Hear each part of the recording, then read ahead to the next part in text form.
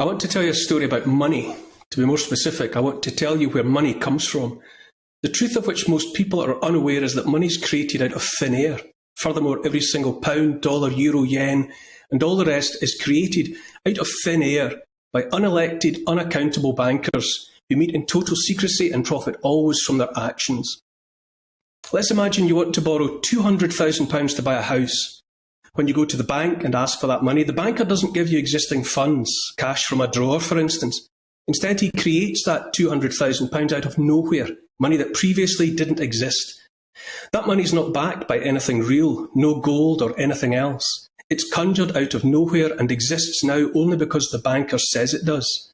He then says you have to pay him back the £200,000 plus, let's say for the sake of argument, another £200,000 in interest.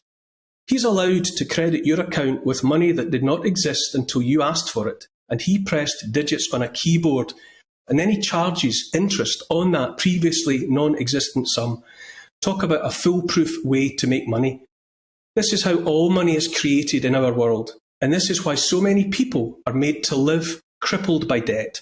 Every year, the British people pay tens of billions of pounds to private bankers as interest on something that did not exist in the first place.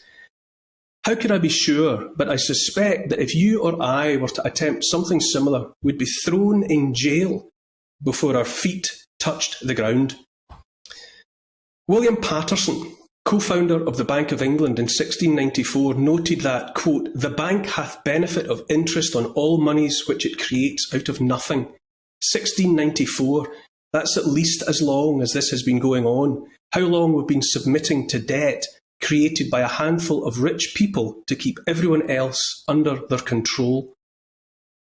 The Bank of England is technically owned by the British government and so notionally by the British people.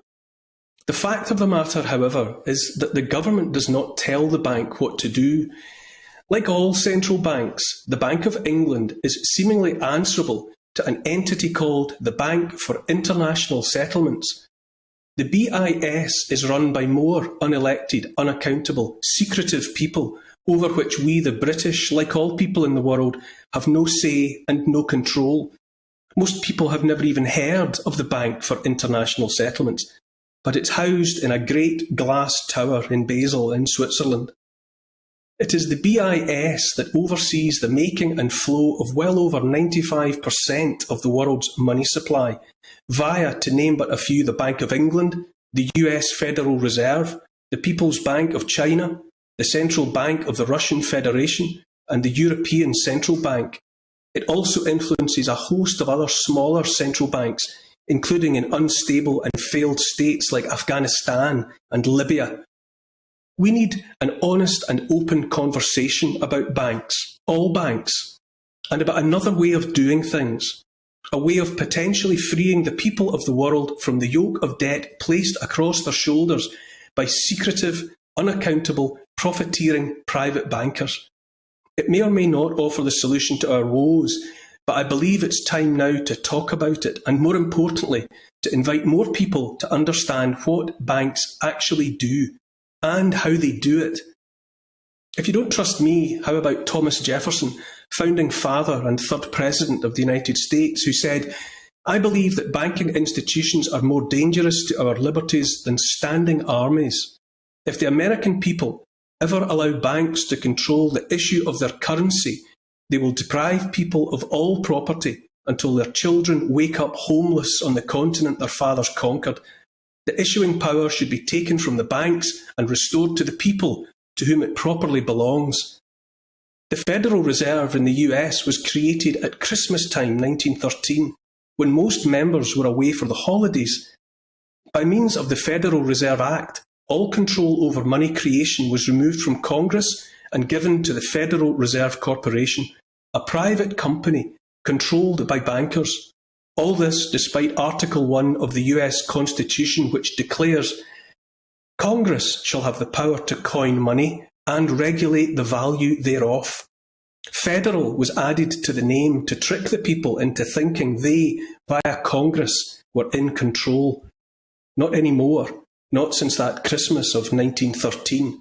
The Fed is a private corporation.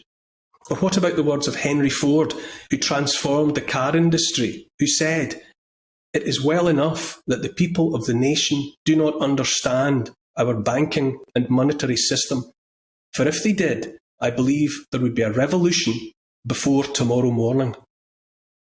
The private bankers would have us believe their way of doing business, of making money, is the only way.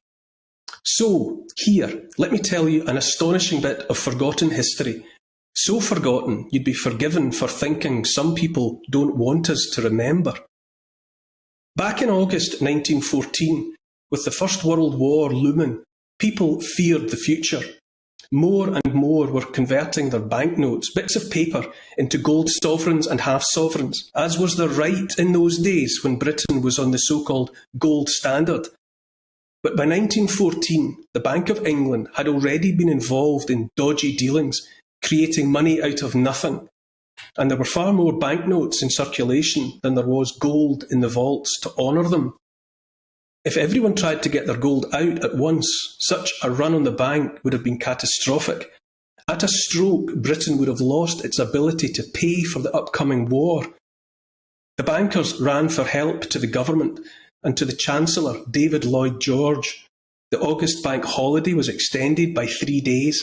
An act was rushed through Parliament, and when the banks reopened, people were offered a new kind of treasury note, issued not by the bank, but by HM Treasury, in lieu of their gold.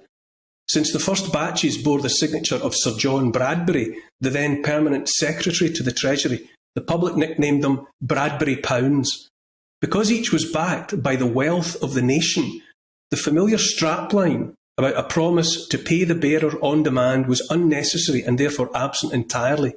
The people accepted the Bradbury Pounds, trusted them on sight as cash they could see and hold and spend as they liked, with perfect confidence, and the banks were saved from certain collapse.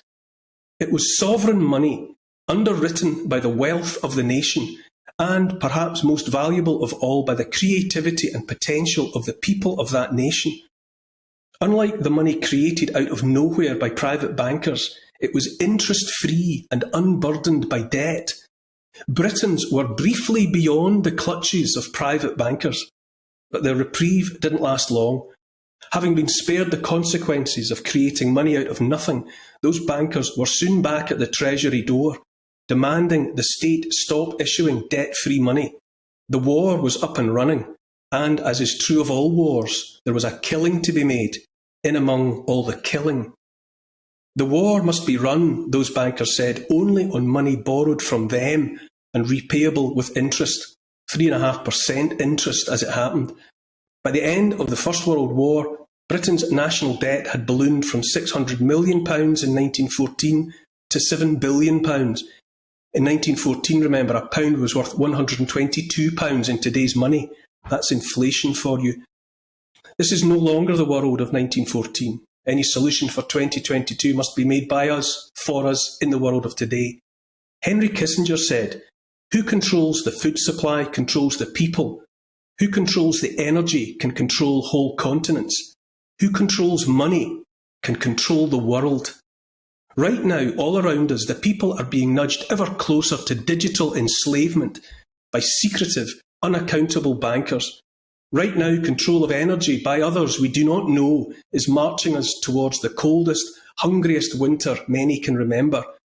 Right now is the time to take back control of money, its creation, its value and its flow. By so doing, we can begin the task of regaining control of our world.